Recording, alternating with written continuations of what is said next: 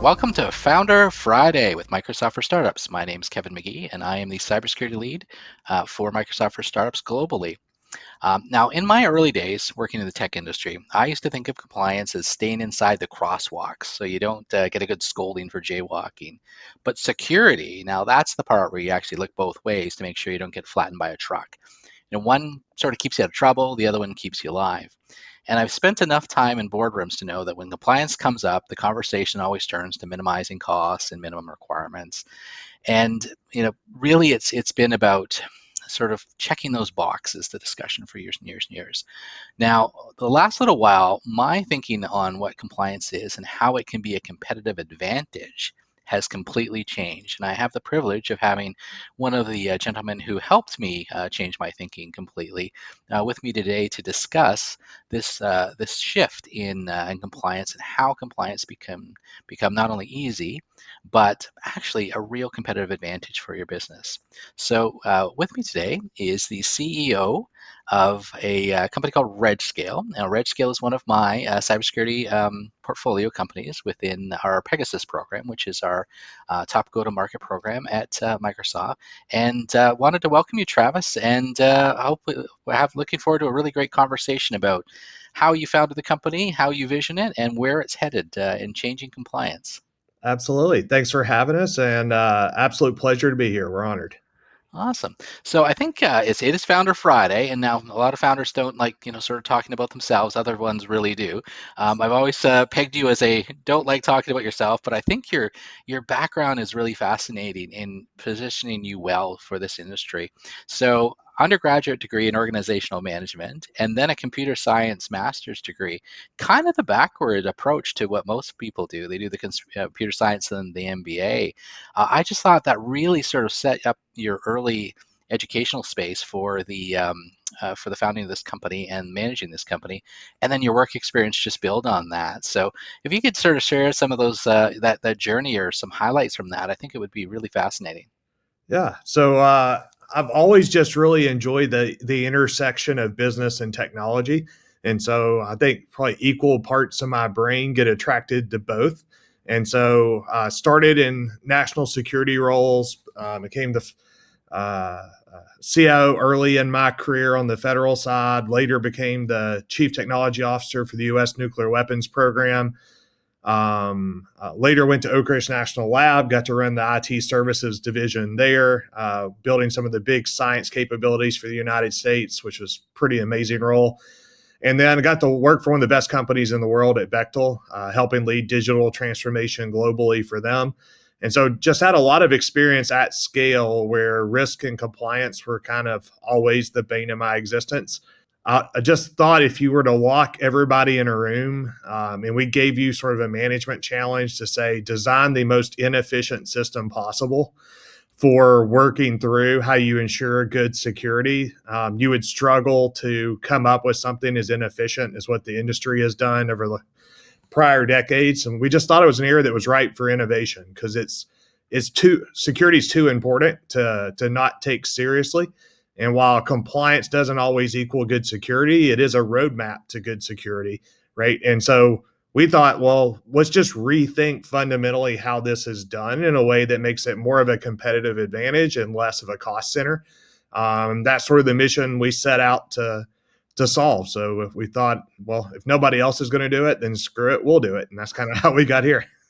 Loved how you just breezed over a couple of those. I want to pause. You've Yep. been a CIO, a CTO, protected nuclear weapons, probably some Mhm. compliance, concerns around that, but also digital transformation. And I think that's the key here is that, compliance is not just about sort of checking those boxes. It can be a driver of digital transformation. And I see that sort of fingerprint of your experience in those roles in quite a bit of the company as well.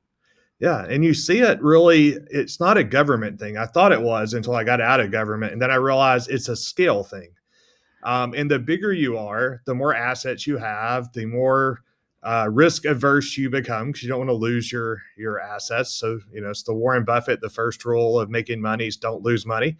And so at scale, you just become more risk adverse, right? And so we were looking at sort of software development's fast, especially with AI and some of the stuff Microsoft's doing and these code. technologies. DevOps is fast, cloud is fast in Azure. Everything's fast until you hit risk and compliance, and then the brakes get slammed on.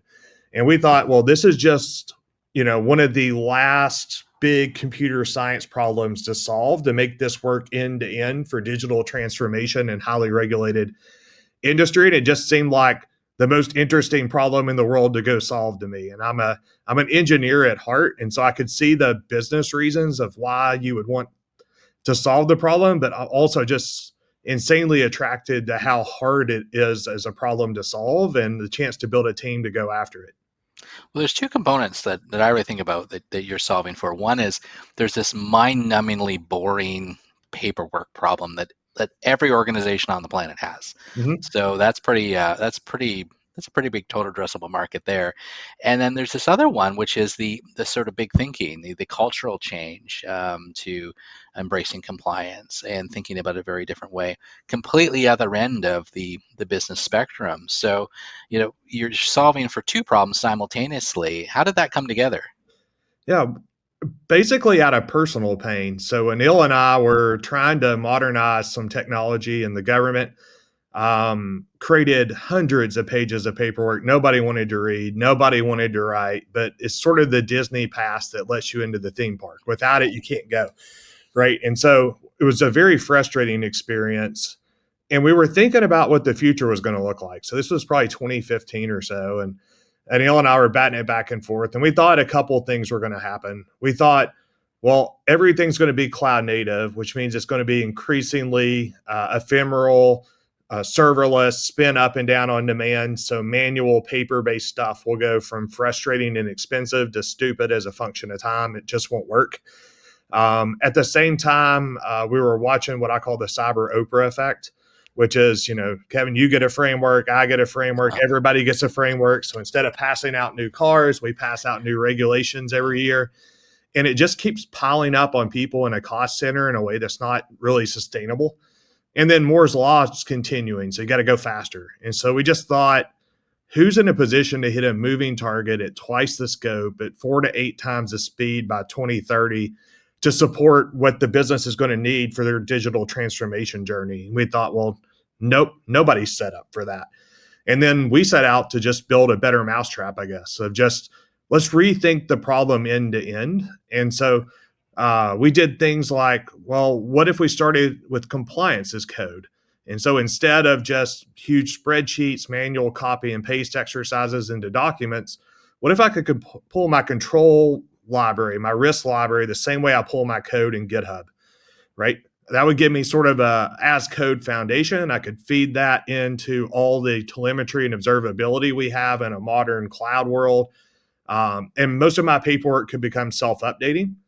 And then what if we wrap that in AI agents that did a lot of the document development, the risk assessments, many of the manual tasks we put humans on?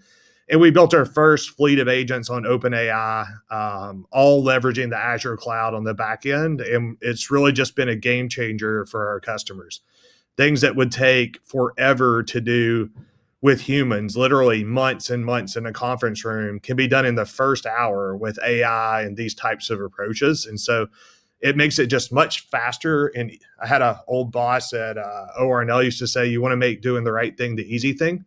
And so I think we've taken an approach that makes it much easier to do the right thing without so much pain. I remember after the first meeting we had, and sort of I got a sense of what you're building. I've sat on a lot of boards and a lot of audit committees. Being the cybersecurity guy, I always get the audit committee whenever I'm on a board. And I remember this one particular meeting we were discussing, should we accept this risk? Should we mitigate? How do we manage this risk? Well, we had no idea what our risk appetite was because we didn't know what our compliance posture was.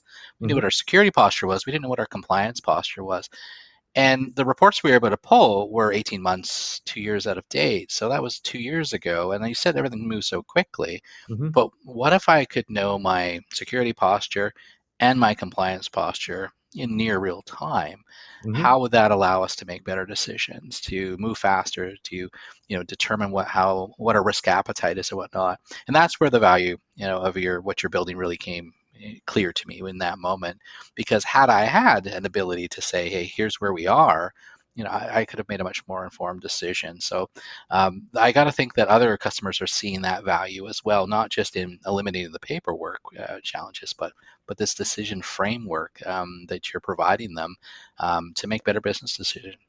Absolutely. And I think it's this mindset switch of we go through all these weird mechanics in the industry when it comes to audits. And so, like, I had a general that I worked for who described this the best way I think anyone ever has to me, or at least it's stuck with me for decades at this point. But he described audits as a mother in law visit. Is like, she's coming, so you clean the house to some ridiculous standard. Everybody comes over, you pretend you always live like this, and then your house falls into immediate disrepair as soon as they leave. Um, what we wanted to do is make every day the house look like that, right? And so that you could live at a higher standard of living, you could know exactly what's going on at all times, to where you can audit me whenever. I've always got a head up display and know exactly what's going on, and we're on top of it, right? That's the sort of cockpit that we want to build for CISOs. And so we think of ourselves less as a generation one GRC tool, which was automated in the sense that you type it into a web portal instead of Word or Excel, which is to say it's still a very manual process. And it should just be a set and forget sort of system where we live in an API first economy, a cloud native economy, a high observability telemetry economy. Most of this stuff can just write itself. And for the parts that can't, let's let AI do the rest, so we can use the humans for what you want them to do, which is make risk-based decisions. Because as much as I love Azure and OpenAI, I don't want it making strategic risk decisions for my company, right? That's still a pretty inherently human function. But I think everybody we talk to is on board with, how do I get to the point where I can make an informed decision faster at the lowest cost with the greatest precision of data, right? And I think that's what these kind of approaches can offer. So ultimately, I never thought of this, but this has become another advantage of adding you to my portfolio. A number of our other startups are building products, and they come to me or they come to my peers and say, we need FedRAMP. We don't know how to get FedRAMP. What is FedRAMP? Yep. And I often sort of say, hey, I know a guy, and make the connection. So I think this is a fascinating story, and I'd rather you tell it than me try to. But not only are you enabling others to achieve FedRAMP, but you actually used your own tools, or what do they say? You drink your own champagne Yep. in your process, which is an incredible case study, I think, in, Mm-hmm. in in your success, but also really what can be done with when you automate the technology. Yeah. As you're aware, we went and got our FedRAMP high, which is ridiculous for a company of our size. Even some of the biggest companies on the planet have not gotten to that security bar. Partially because, like, I'm an old nuclear weapons guy, so we go system high, and I'm just used to operating that kind of environment. And several of the leaders on our team are as well. But sort of, there were a couple of things that helped us get there. One is we partner with Microsoft on Azure. Something I don't think is fully appreciated about Azure. I mean, before we ever had a relationship with Microsoft, we were looking at AWS, we were looking at Google too, and trying to solve the best answer. Azure Commercial is FedRAMP high. They're the only commercial cloud that basically all their services are FedRAMP high. All the others, you have to go to like this Gov Cloud that's 3 years behind, that's got a deprecated set of services. It's not a great experience. And so the fact we could be on razor's edge with Microsoft without having to compromise at all on security was a huge deal to us. Second, we were able to leverage OpenAI in the back end of these agents, things that literally would have taken us months and months with an advisory firm around a conference room table to develop all this documentation, just became self-updating. And so by using our platform, by partnering with Microsoft and building smarter, we were able to greatly accelerate our curve. And so first CISO was here. I think he touts getting it done 75% faster than normal, 75% cheaper than normal, by using a combination of RegScale with Microsoft Azure. It can really accelerate your FedRAMP journey. But the same would be true of CMMC, or pick any other cyber standard out there. Building on that foundation, it can just save you a ton of time and money, because this is not the sort of thing people want to spend a ton of money on. But you absolutely need it if you want to sell to certain markets. The feedback I've gotten is not just you help them accelerate it because of the technology you built, but just the expertise that you've built building this technology and Mm-hmm. approaching these as well too. And I'm just looking over my note screen, like there's a long list of these. You've picked on a couple of them, but there's other regulatory compliance needs out there. The one that jumped out at me was Cato being a historian. I didn't know if that was the elder or the younger, but I had to actually look it up. I wasn't familiar with it. Can you tell me about what you're doing? What, first of all, Cato is and what you're doing in that space as well? Yeah. So if you think about what the government and others have done in continuous monitoring for years, we're resource constrained, and we are mostly resource constrained by the inability to find enough qualified humans or to have enough funding to pay for the qualified humans, even if I could find them. So what do? We end up doing small samples. We look at X number of controls per year. And then by year three, maybe we've covered them all. But if I've got PII sitting in a S3 bucket, unencrypted, is finding it once every 3 years really an acceptable risk? Probably not. I don't know any CISO that would feel comfortable with that.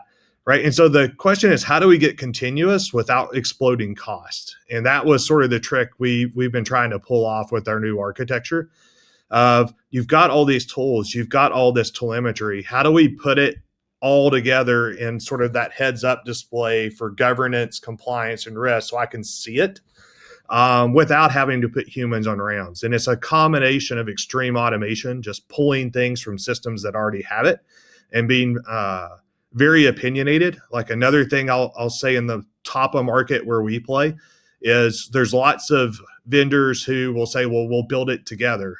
We've got a platform for building platforms, and there's certainly a place for that. And I've met customers who they're willing to spend tens of millions of dollars on this, and they need a snowflake, and you absolutely should buy those types of tools for that.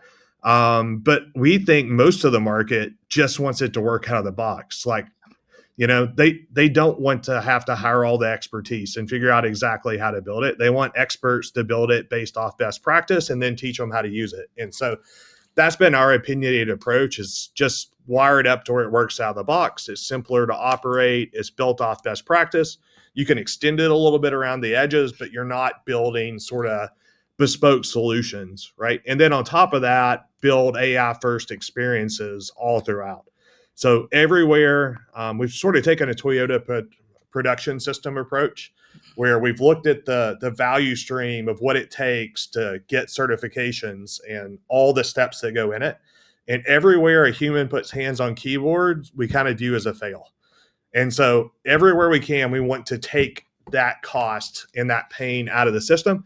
And I won't say we've solved all of it, but we're on a journey to solve all of it, right? And so we're building an increasing fleet of AI agents, more automation and integration. And over time, we want to get to where it just works. So the number one question I get asked when I introduce you to either a Microsoft account team or to a customer is, well, are they a consulting company? Like where do they, or with some tools or whatnot? And I struggle sometimes to convince a customer initially that no, it's not quite off the shelf, but it's pretty darn close, right? Yep. That's where you're shifting. So where are things going? You touched on it, and I'll probably be fired if I don't mention AI Mm-hmm. so many times. Where you touched on how are all of the advances in AI, agentic AI in particular, are going to change the needs of compliance, and then how are you reacting? Because I mean, every time I wake up, I open the news, it's literally a completely different landscape. But the compliance space moves really slow, Mm-hmm. but you're moving very fast and being successful. So help me unpack that a little. Yeah, so I'd say there's a couple of things we're doing there. One is just being a bit customer obsessed with the problem, and so we've got some really innovative customers we work with who know the pains deeply, and we're just sort of working down the backlog of the next biggest problem that they need solved that generates the most ROI for them.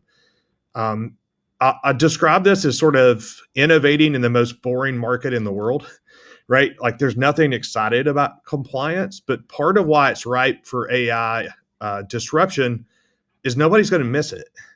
Like there's a lot of areas where AI is going to come in and it's going to take jobs and it's going to be painful culturally. It's going to be painful for folks because they loved what they do, but maybe you don't need so many people doing it anymore. And this is an area where I don't think anybody enjoys doing it. And nobody wants to spend the kind of money it takes to do it. So if you can pull this cost out and put it on higher priority work while getting better security outcomes, that's a great trade that almost any company in the world is going to want to make. And so we think because of that, it's an area that's ripe for disruption. It's also an area that's driven heavily by consultants. We're a product company. We build product, we sell product, we have very light services to enable, but we try not to do services. We try to work with partners. Most of this ecosystem is run by the big four consulting companies, three PAOs. We just think over the next 5 years, AI is going to eat a lot of that, and it's going to be less about the speed of technology because it's evolving so fast. It will be more than capable of doing much of this kind of work. It's going to be sort of regulatory acceptance of what they will allow, how fast they'll allow it to adopt. And so we're kind of working backwards from the regulator of what do they need, what will they accept, making sure we prioritize those things, then the audit, and then the first line, right? And so it's a structured approach to trying to figure out how to fix this end to end. And small, mid-sized businesses, as they grow, they're moving into different markets too. So not only do they have to take, say, maybe one state, two state, three states regulatory compliance needs into account, at some point they have to think about the entire world and what the best Yes. practices are. So that could be something that slows down their growth. Really, is saying, well, we can't move into these markets because we're not able to meet compliance. So maybe building compliance controls to the best practices, whether it's European privacy, California laws, whatnot, and then automating that for scale as growth becomes sort of a business enabler as well. So are you seeing that in some of the sort of non-government companies you're working with as well? Yeah, absolutely. And I mentioned we're more of a top of market tool. And everybody gets into compliance at some point. Like you've got to go, maybe you got a website, you need to get a SOC 2, and it's sort of an easier one. But eventually, maybe you get a DoD contract. Now I need CMMC. Maybe I want to sell to the largest market in the US in the federal government. Now I'm going to need FedRAMP. Now I want to go to Europe. I'm going to need GDPR and ISO. So pretty quickly you end up into these complex multi-framework solutions where a tool like RegScale starts to make a lot of sense of how do we simplify that? How do we allow reuse? How do we get as much automation there as we can? How do we use AI to leverage what we already have versus starting new for every one of these things? And while the CISO is almost always our customer, their customer is many times their CRO, their chief revenue officer, the one who has growth targets where I need to be in certain markets and I can't get there because my security team can't get me there. And so it's sort of how do we help them get into more markets faster while not exploding cost is sort of a vitamin to the business. And so we see it as certainly that's a competitive advantage to be agile when it comes to your reps and search, to be able to move into new markets very quickly and easily, while as it may take your competitor months or years to get to the same place you're able to quickly pivot to. And so we certainly see that as a competitive advantage for the business. And that's where you transition for the customer from vitamin to painkiller, Yep. because now you're enabling revenue, you're enabling top line growth, maybe profitability by taking costs out of the business as well too. Yep. So let's say I'm a skeptical CISO. I run a pretty big organization. I've got all the problems you've described. What does a typical engagement with RegScale look like for anyone watching who wants a preview before they reach out to you? What does that look like? Yeah, normally we do a quick discovery. We give them the pitch on who we are, what we do, why we're different. If they see value in that differentiation, what we'll typically try to get from them is sort of a high level set of what they're trying to do, like their business requirements, KPIs. What are you trying to do? We'll give them sort of a bespoke demo. We tend to do a multi-day sort of workshop with the team where we're going to go hands-on keyboard in RegScale. One of our engineers is going to sit right with you, and we're going to show you how you can accomplish all these goals together in a couple of days, right? So it's not an 18-month implementation project that's going to cost millions of dollars, and trust me, it'll work. Like we're just going to do it together in a conference room together. And then from there, we moved sort of actually rolling things out to production and getting contracts in place and that sort of thing. So that's been our central motion is show them what we can do, refine it to exactly what they're trying to do, prove it really rapidly with their hands on keyboard, no smoke or mirrors or Wizard of Oz stuff.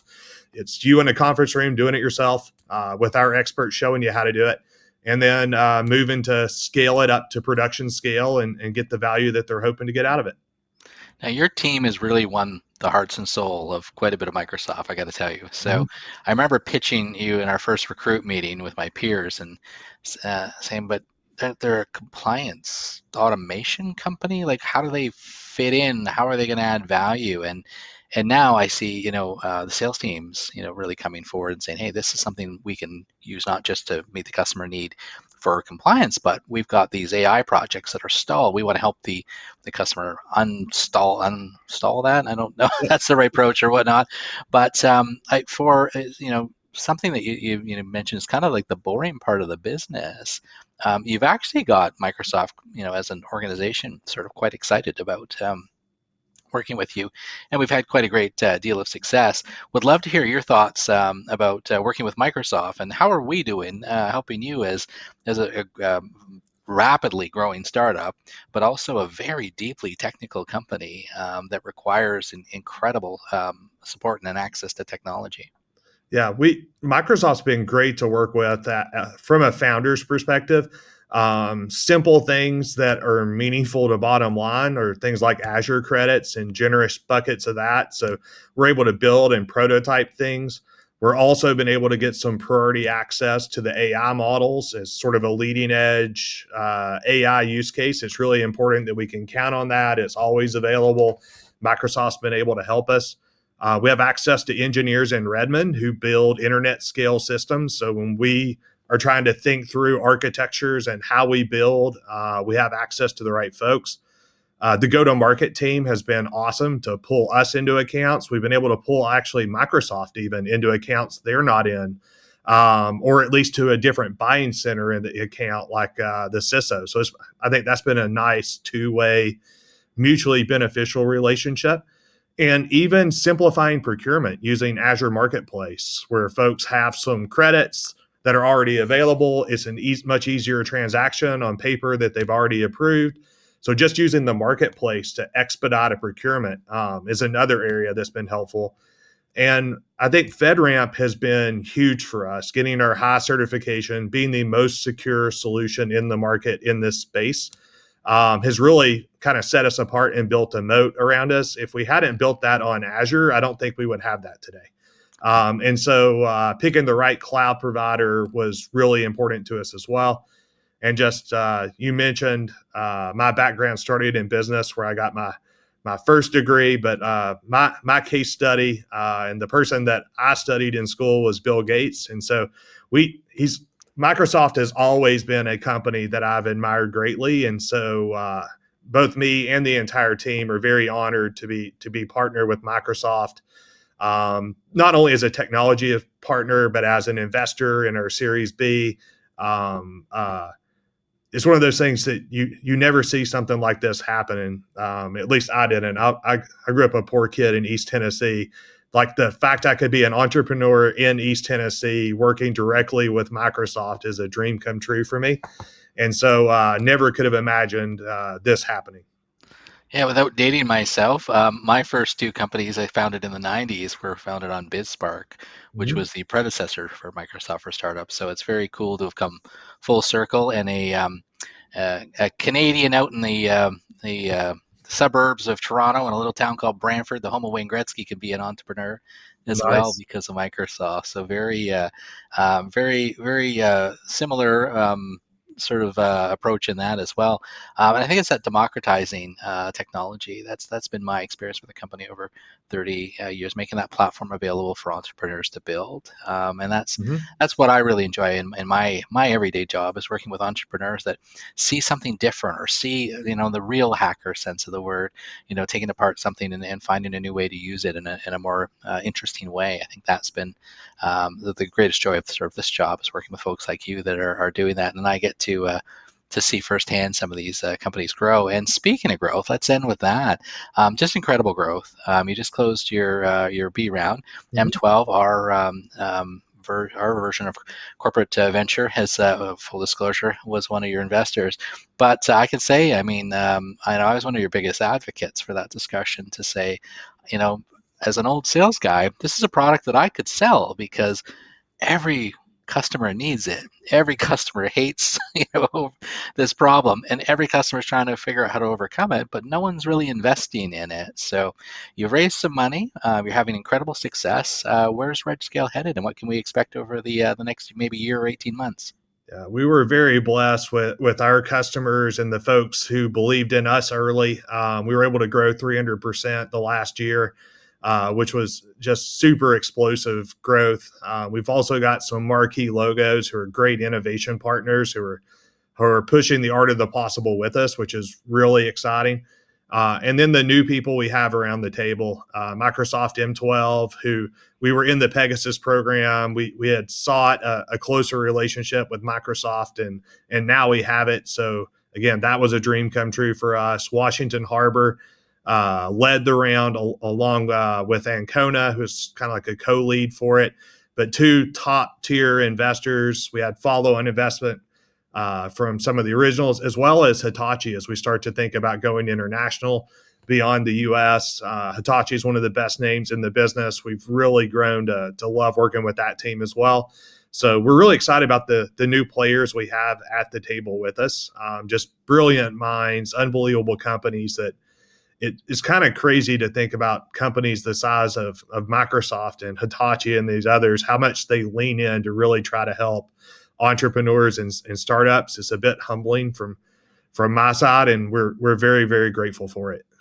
So fantastic. Well, I wish you all the best, and not only the very near future, but the long term for RegScale. I'm really excited to see where you take these investments and what you build and what you accomplish. I've had the great fortune to sit in on customer calls and see customers at that aha moment where they get it, and I've also seen then that customer go and actually be your greatest salesperson, Mm-hmm. to talk to their peers and whatnot and say, hey, if you've got this problem, here's the problem I had. And I don't think there can be any greater endorsement than that when, a satisfied customer says, you should do this thing because it solved my problem for me as well, too. So I think you're on an incredible trajectory. Fantastic to have you with me today. This is the first Founder Friday interview I have done, so I'm hoping you enjoyed the talk as well. How should customers, or anyone that's interested in working with you that may be still watching at this point, get in touch with you? What's the best way? Is it hit the website, request a demo? Mm-hmm. What's the best thing they can do to get involved and engage with RedScale right away? Yeah, a couple easy ways. One, go to rexcale.com, click contact us, and that'll route around to someone who'll immediately follow up with you and figure out if we can help you solve your problems. I'm pretty directly accessible too. So, like, you can go to my LinkedIn. I'm happy to connect directly with you there. Just reference this Microsoft call that you want to learn more about RegScale, and I'd be happy to meet with you, hear what problems you're trying to solve, and see if we can add value to your programs. There's great resources on your website too for learning. So it's not just, see the demo and sort of walk away, but I highly recommend the demo. If you really sort of need to see it to believe it. If you're skeptical, check out the demo. So with that, Travis, thank you for your time today. I really appreciate it. Great discussion. All the best for you and the company, and thanks for sharing not only your time but your organization and your team with us. We feel it's a big part of Microsoft for startup success this past year, and we really look forward to seeing what you accomplish next. Absolutely. Thanks for having us. We're honored to be here.